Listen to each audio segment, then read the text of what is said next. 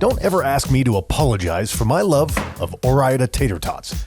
As a kid, I always looked forward to tater tots and cheeseburgers at school, and I didn't want no Safeway brand, no generic mumbo jumbo. I wanted Ore-Ida.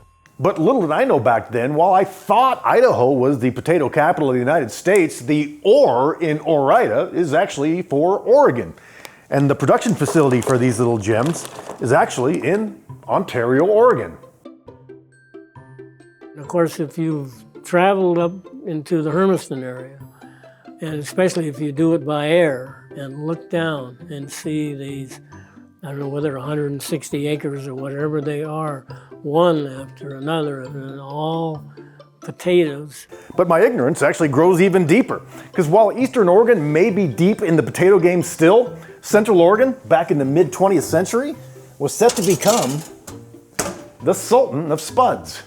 If you drove through what would be seen now the old Redmond Highway, or even what was the new Redmond Highway, there were potato fields every place. The dream of this place in the frontier was never just lumber, right? That the lumber is one part of the economic, pie that they're trying to create here, but agriculture was very much the other big piece. As soon as that rail line came in, we were growing potatoes.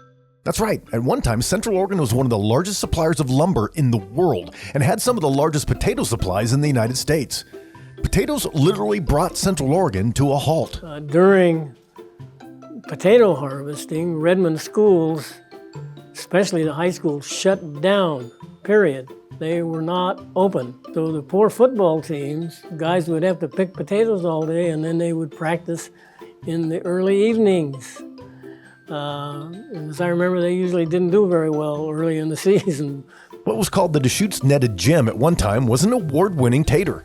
One of the things that's really fun in the collection is seeing photographs from the International Duluth Potato Show, where there's ribbons being awarded to Deschutes gem potatoes that have been sent off to show because they were prize specimens. Sadly, like lumber, potatoes were once on top, and now they're almost nowhere to be found in Central Oregon. Part of the potatoes' decline in Central Oregon reveals a bit of a black eye in our history. A businessman by the name of George Shima, who in the state of California was known as the Potato King, he was a Japanese immigrant.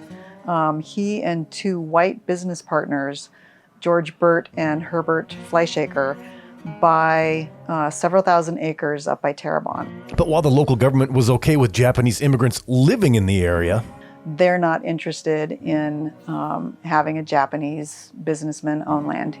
And as a sad sign of the times they were living in, Central Oregon chose fear over capitalism. If it's potatoes in Shima or no potatoes, we'll take no potatoes.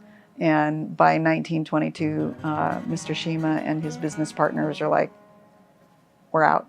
So they sell their land and take their potatoes and go back to California.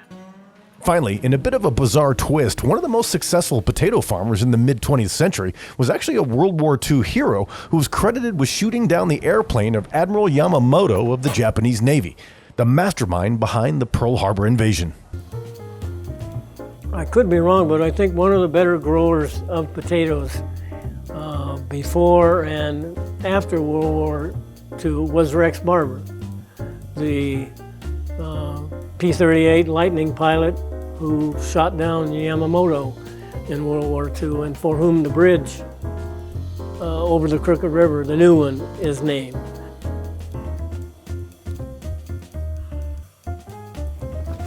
Here's mud in your eye. For Central Oregon Daily News, See what I did there? Potatoes, eyes. I'm Scott Ellis.